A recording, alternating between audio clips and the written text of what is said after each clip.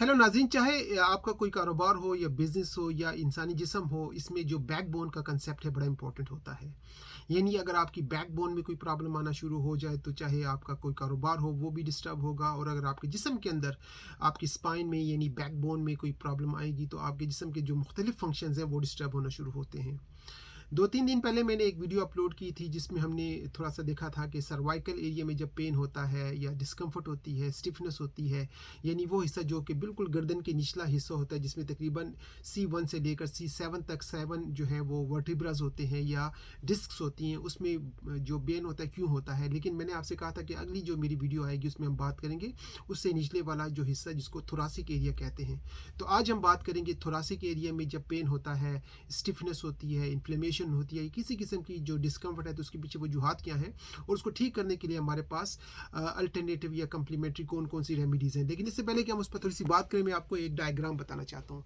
ये आप देखें, ये इंसानी स्केलेटन है और इस पर ऑलरेडी हमने 2-3 दिन पहले बात की थी इस एरिया की, कि इस एरिया को कहा जाता है सर्वाइकल एरिया, यानी जो गर्दन के मोहरे होते हैं उसको सर्वाइकल एरिया कहते हैं।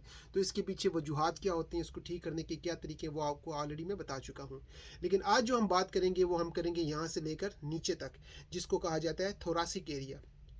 और इसके अंदर T1 से लेकर T12 तक यानी तकरीबन 12 वर्टिब्रास होते हैं या मोहरे होते हैं। और इसके अंदर जब कोई प्रॉब्लम आना शुरू होती है तो डिस्कम्फर्ट हमें होती है, हमें पेन हो सकते हैं और हमें बहुत सारी मुश्किलात होती हैं। तो ये तो अंदाज़ा हो गया कि आज हम बात करेंगे किस एरिया की, यानी वो एरिया जो कि गर्दन से नीचे होता है। उस दिन हमने बात की थी गर्दन के हवाले से। तो ये जो हिस्सा है जो कि यहाँ पर आपको ऑरेंज नज़र आता है, इसको कहते हैं T1 to T12, और इसके अंदर 12 वर्टिब्रास होती हैं, ये डिस्क होती हैं, और इसके अंदर जो मुश्किलात होती है उस पर हम बात करेंगे।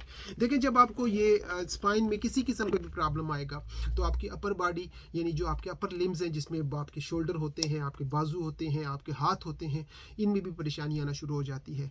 जब आपके निचले हिस्से में यानी थोरासिक में प्रॉब्लम आएगा तो आपका जो ब्रीदिंग का मसला है, आपके जो कार्डियक इश्यूज़ हैं, जो आपके लंग्स के मसाइल हैं, जो कि आप के इवन स्टमक के इश्यूज़ हैं वो भी डिस्टर्ब होना शुरू हो सकते हैं, क्योंकि ये केज है, एक बड़ा इंपॉर्टेंट हिस्सा होता है और इसने बहुत सारी चीज़ों को कंट्रोल किया होता है। और इसके अंदर जब परेशानी आती है तो आपके बहुत सारे जो जनरल फंक्शंस हैं वो भी डिस्टर्ब होना शुरू होते हैं। तो नॉर्मली ये जो पेन होता है थोरासिक एरिया में, इसको हम अक्सर इग्नोर करते हैं।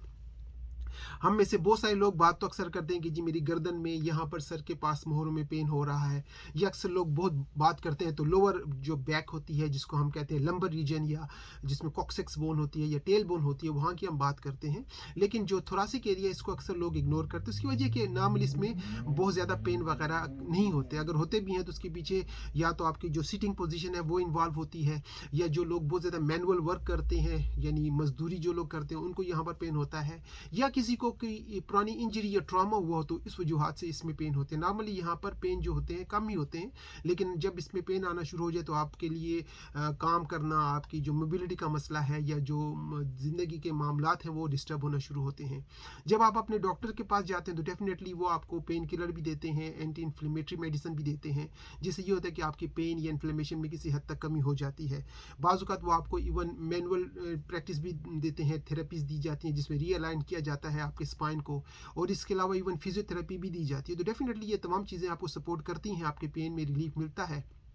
लेकिन सबसे पहले हमें ये देखना पड़ता है कि आपके जिस्म के किसी भी हिस्से में कोई प्रॉब्लम है तो उसके पीछे कॉज क्या है। अगर आप उस कॉज को ठीक करेंगे तो बेहतर होगा। अगर आपका पुअर पोस्चर है, अगर आप सारा दिन कंप्यूटर बैठकर टेबल पर काम करते हो, गलत तरीके से आप बैठते हैं, तो आपकी जो स्पाइन की शेप है वो सी बन जाएगी, सी की तरह बनेगी, ये एस शेप बन जाती है, जो कि और फिर मेडिकल की किफोसिस्टिक किस्म की मेडिकल की प्रॉब्लम बनना शुरू हो जाती है। तो सबसे पहले आपने अपने आप के जो आपका पोस्चर है उसको इम्प्रूव करने की ज़रूरत है, और साथ ही साथ आपको उस जो एरिया का जो पॉजिटिव फैक्टर्स हैं और पेक्यूलर सिम्टम्स आपको मिल रहे हैं उसको ट्रीट करने की ज़रूरत है।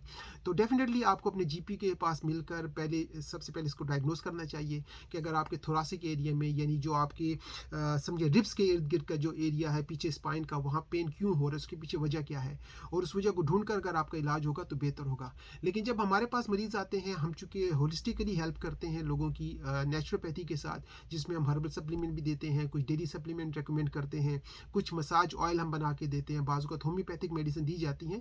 तो हम अपने मरीज़ों को नॉर्मली एक अच्छा खासा पैकेज बना के देते हैं, किट बना के देते हैं, ताकि मल्टीपल चीज़ों से, जिसमें न सिर्फ उनकी डाइट चेंज करनी ज़रूरी होती है, उनकी जो लाइफस्टाइल है उसमें अल्ट्रेशन करनी होती है, कुछ दवाइयाँ देकर उनको फ़ायदा दिया जाता है। तो जब हमारे पास मरीज़ आएंगे तो हम शुरू करते हैं नॉर्मली हर्बल सप्लीमेंट्स के साथ। तो जब आपको इस एरिया में खासकर पेन हो तो आपको चाहिए कि आप जो है ना टर्मेरिक का ज़रूर इस्तेमाल करें। जो हल्दी होती है और जिंजर होती है, इसमें कुदरती तौर पर एंटी इन्फ्लेमेटरी एजेंट्स पाए जाते हैं जो कि इन्फ्लेमेशन को और पेन को ख़त्म करने में मदद देते हैं। इसके अलावा एक दो और प्लांट्स हैं जो कि ज़्यादातर लोगों को पता नहीं होता, इस्तेमाल नहीं करते। एक का नाम है बोस्वेलिया सिराटा और एक होती है डेविल्स क्लॉ। तो ये दो हर्बल सप्लीमेंट आपको मिलती हैं और ये बिल्कुल नेचुरल पेन किलर के तौर पर, नेचुरल एंटी इन्फ्लेमेटरी के तौर पर काम करती हैं। और चूंकि ये नहीं हर्बल है, इसके ज़्यादा साइड इफेक्ट नहीं होते। अगर आप इनका इस्तेमाल करेंगे तो आपको एकदम पेन में रिलीफ भी मिलेगा और इन्फ्लेमेशन और सूजन में भी कमी आएगी और आपको इसके कोई साइड इफेक्ट्स भी नहीं मिलेंगे। तो आप इनका ज़रूर इस्तेमाल कर सकते हैं। इसके अलावा आपको ओमेगा 3 का इस्तेमाल करना चाहिए। ओमेगा 3 होता है कॉड लिवर ऑयल, जिसको हम नॉर्मली मछली के तेल में हमें मिलता है या प्लांट्स में हमें मिलते हैं, जिसमें लिन सीड्स होते हैं या फ्लैक्स सीड्स होते हैं। उसमें ये होता है कि आपके जिस्म के अंदर जो इन्फ्लेमेशन है, ये सूजन है, वो कम होना शुरू हो जाती है। एक और सप्लीमेंट जिसको मैग्नीशियम कहा जाता है, वो भी आप इस्तेमाल कर सकते हैं। जो लोग ठंडे मुल्कों में रहते हैं, वहाँ चूँकि सूरज की रोशनी, गर्मी नहीं होती, तो उनको विटामिन डी की कमी बाज़ हो जाती है। तो ये कुछ सप्लीमेंट्स हैं जो आपको ज़रूर इस्तेमाल करना चाहिए। अगर आप बैरूनी तौर पर कोई क्रीम या कोई मसाज के लिए ऑयल वगैरह का इस्तेमाल करना चाहें तो उसमें भी बहुत सारी ऑप्शन हम दे सकते हैं। एक जो क्रीम या ऑइंटमेंट बनती है जिसमें आर्निका एक प्लांट है, उसका इस्तेमाल किया जाता है, तो आप उसको ज़रूर इस्तेमाल करें। आर्निका एक बिल्कुल नेचुरल एक किस्म का प्लांट होता है, उसकी क्रीमें मार्केट में मिलती हैं, जेल्स मिलती हैं, तो ये आप अप्लाई कर सकते हैं बैरूनी तौर पर। क्योंकि इसमें स्टेरॉयड नहीं होते, केमिकल नहीं होते, तो उसका ज़्यादातर लोगों को नुकसान नहीं होता। अगर आपके पास आर्निका नहीं है तो एक और प्लांट है जिसको कॉम्फ्री कहते हैं। इन तमाम चीज़ों के मैं नाम भी यहाँ लिख दूंगा तो आप पढ़ लेंगे। तो आर्निका, कम्फ्री का आप इस्तेमाल कर सकते हैं। अगर इससे भी आपको फ़र्क नहीं पड़ता तो आपको एक मैं मसाज ऑयल बताता हूँ जो कि नॉर्मली हम इस तरह के पेन्स में इस्तेमाल करते हैं। तो आप बैक पेन के लिए, बॉडी एक्स के लिए मसाज ऑयल इस्तेमाल करें। इसमें लेवेंडर, इसमें कैमोमाइल, इसमें पेपरमिंट, इसमें यूकलिप्टस, मुख्तलिफ एसेंशियल ऑयल आप मिक्स करके इस्तेमाल कर सकते हैं। तो बजाय जो केमिकल बेस्ड मेडिसिन होती हैं जिसके साइड इफ़ेक्ट्स होते हैं, आप कुदरती तरीक़ों से इस तरह की जो चीज़ें होती हैं इसको काफ़ी हद तक बेहतर कर सकते हैं। तो ये आप कर सकते हैं। इसके अलावा आप इसमें हीट थेरेपी इस्तेमाल करें, यानी कुछ ऐसे लैंप्स आते हैं आजकल जो कि आपको रेडिएशन देते हैं या ख़ास किस्म की उसमें से रेज़ निकलती हैं और वो आपको हीट प्रोवाइड करती है। तो आप दिन में 15-20 मिनट के यानी ड्यूरेशन के लिए दिन में 2 से 3 मरतबा अपने आप को हीट थेरेपी भी दे सकते हैं। एक और चीज़ जो आप कर सकते हैं वो होता है एप्सम सॉल्ट। तो एप्सम सॉल्ट को आप पानी में डाल के उसमें लेट सकते हैं, उसकी आप गुठलियाँ बना के यानी पोल्टिसिस बनाकर उसको थोड़ा सा गर्म करके वहाँ पर टकोर दे सकते हैं। तो उसके साथ भी आपको काफ़ी फ़र्क पड़ेगा। यानी बहुत सारी ऐसी चीज़ें हैं जो घर में आप इस्तेमाल कर सकते हैं जिससे आपको फ़ायदे होंगे। इसके अलावा आपको जो ना एक्टिविटी ज़रूर करनी चाहिए, कुछ ना कुछ एक्सरसाइज, वॉक कम से कम करनी चाहिए। इससे ये होता है कि आपकी डिस्क में मोबिलिटी रहती है, उसमें लुब्रिकेशन ठीक रहती है। चूँकि उसमें हल्की फुल्की आप मूवमेंट देते हैं तो उसके फंक्शन में आपको काफ़ी फ़ायदा हो सकता है। तो जो लोग बिल्कुल सेडेंटरी लाइफस्टाइल गुजारते हैं, लेटे रहते हैं, बैठे रहते हैं, काम नहीं करते, उनके अंदर जॉइंट्स का मसला, डिस्क्स का मसला भी आना शुरू हो सकता है। आखिर में मैं आपको बताता हूँ होम्योपैथी कुछ मेडिसिन जो कि बिल्कुल स्पेसिफिक होती हैं इस एरियाज़ के लिए। क्योंकि होम्योपैथी में हम डिस्क बाय डिस्क मेडिसिन जो है ना सेलेक्ट करते हैं और उसमें भी देखा जाता है कि आपकी तकलीफ जो है वो चलने के बाद बढ़ती है, आराम करने के बाद बढ़ती है, हाथ लगाने से बढ़ती है, मसाज करने के बाद तकलीफ कम होती है, ज़्यादा होती है। तो उसको कहा जाता है मोडेलिटीज़। तो होम्योपैथी में बहुत सारी मोडेलिटीज़ को देकर खासकर जो मस्कुलोस्केलेटल डिसऑर्डर्स होते हैं उसका इलाज किया जाता है, जिसका ताल्लुक आपके स्ट्रक्चर के साथ, आपके स्केलेटन के साथ होता है।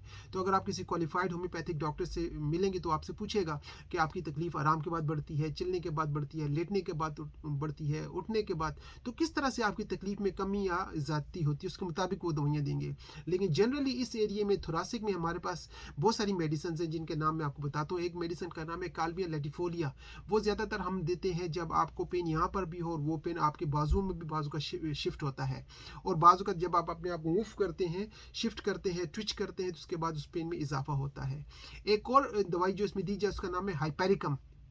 वो तब दी जाती है जब आपकी कोई नर्व जो है वहाँ दब चुकी हो, कोई जो नर्व का मसला हो, जिस तरह पिंच नर्व हो जाती है या स्लिप डिस्क होती है तो नर्व जो है ना कंप्रेस हो जाती है। तो उस कंडीशन में आपको हाइपेरिकम एक मेडिसिन बहुत ज़्यादा मदद दे सकती है। एक और मेडिसिन जिसका नाम है कोलोसेंथिस, वो भी इस्तेमाल होती है। उसमें ये होता है कि जब आप आगे की तरफ झुकते हैं तो आपको थोड़ा सा आराम मिलता है। तो अगर आपको कमर में दर्द हो रहा हो थोरासिक में और आगे झुकने पर आपकी पेन में थोड़ी सी कमी हो रही हो तो उस कंडीशन में आपको जो मेडिसिन हेल्प करेगी उसका नाम है कोलोसेंथिस। और एक और दवाई दवाई उसका नाम है गिनेफाइलियम, और ये भी होता है जब आपको हरारत या हल्की हरकत से जो ना पेन में बेहतरी आती है। जब आप उसमें यानी हीट लगाते हैं, मसाज करते हैं, थोड़ी सी हरकत करते हैं, तो आपके कम जो है पेन में कमी आना शुरू हो जाती है। और भी बहुत सारी दवाइयाँ इसमें रस्टॉक्स है, ब्राइनिया मेडिसिन है, कैलकेरिया कार्बोनिकम मेडिसिन है, लेकिन ये तमाम दवाइयाँ होम्योपैथी में आपकी कंडीशन के मुताबिक सिलेक्ट की जाती हैं। तो नटशेल ये है कि होलिस्टिकली इस तरह के जो पेन होते हैं आपके सर्वाइकल में, आपके थोरासिक एरिया में, आपके लंबर रीजन में, जो नीचे आपका कॉक्सिक्स बोन बनता है जिसको टेल बोन भी कहते हैं, तो वहाँ पर अगर बहुत सारे पेन्स या प्रॉब्लम्स हो तो इनिशियली आप नेचुरल रेमेडीज़ के साथ स्टार्ट करें। इसके साथ आपको काफ़ी फ़ायदा होगा, साइड इफेक्ट नहीं मिलेंगे, और आप अपने आप को बाज़ औक़ात इवन जो सीवियर किस्म के ऑपरेशन होते हैं उससे भी बचा सकते हैं। लेकिन प्रॉब्लम यह है कि लोग वेट करते रहते हैं, जब बहुत ज़्यादा डीजनरेशन आना शुरू हो जाती है, स्पेशली जब उनको ऑस्टियोआर्थराइटिस किस्म की बीमारियाँ आती हैं जो कि वियर एंड टियर होती है, डीजनरेशन बॉडी में होती है, तो जब बिल्कुल एंड होता है वो फिर एक्सपेक्ट करते हैं कि कुछ क्विक फिक्सेस हों। लेकिन याद रखें कि इस तरह की बीमारियों में क्विक फिक्सेस नहीं होते, लॉन्ग टर्म आपको मैनेजमेंट करनी पड़ती है, बहुत सारी चीज़ों को आपको अडाप्ट करना पड़ता है, लाइफस्टाइल में चेंजेस करनी पड़ती हैं, आपकी डाइट में इंप्रूवमेंट होनी चाहिए। आपको ऐसी डाइट चाहिए जो कि एंटी इन्फ्लेमेटरी फूड्स हों, यानी उसके साथ जिस्म के अंदर जो इन्फ्लेमेशन बनी है वो कम होना शुरू हो जाए। तो अगर आप सारी चीज़ों को इनकॉर्पोरेट करेंगे तो ये जो सर्वाइकल एरिया है या जो टांगों में मसला आना शुरू हो जाता है जिसमें शाटिका वगैरह का भी मसला है, तो काफ़ी चीज़ें नेचुरल रेमेडीज़ के साथ, हर्बल सप्लीमेंट्स, होम्योपैथी और अरोमाथेरेपी के साथ बेहतर हो सकती हैं। अगर आपको इस तरह का पेन है, चाहे वो आपका सर्वाइकल एरिया है या आपकी बैकबोन में कहीं पर भी मसला है, तो आप किसी क्वालिफाइड नेचुरोपैथ से ज़रूर मशवरा करें। लेकिन उससे पहले आप अपने जो लोकल डॉक्टर होते हैं, जीपीज़ हैं, उनसे भी मशवरा करके अपना इलाज करें। लेकिन कोशिश करें सेल्फ मेडिकेशन अवॉइड करें, स्पेशली जब मसला हो आपकी बैक स्पाइन का, क्योंकि डिस्क्स हैं इसमें, अगर आपने गलत तरीके से अपना इलाज किया तो आपको नुकसान ज़्यादा हो सकता है। आजकल लोग ऑनलाइन जाकर कोई भी चीज़ जो उनको मिलती है अपने ऊपर ट्राई करते हैं, लेकिन वो अपने आप को बहुत ज़्यादा रिस्क में रख रहे होते हैं। तो अपना ख्याल रखें और वो दवाइयाँ, वो तरीके इस्तेमाल करें जो आपके लिए सेफ़ हों, जिनके साइड इफ़ेक्ट्स ना हों। और अगर आपको मुझसे कोई हेल्प चाहिए तो मेरा क्लिनिक बर्मिंघम यूके में है। आप मुझसे टेली कंसल्टेशन के ज़रिए अपनी प्रॉब्लम डिस्कस करके स्पेसिफिक मेडिसिन भी ले सकते हैं। अपना ख्याल रखें। नेक्स्ट टाइम हम बात करेंगे आपका जो निचला हिस्सा है कमर का, जिसमें होता है लोअर बैक पेन, उसकी हम बात करेंगे। तो कीप इन टच। अगर आपको ये वीडियो पसंद आई है तो लाइक भी करें, सब्सक्राइब भी करें और फॉलो भी करें। Take care, bye bye.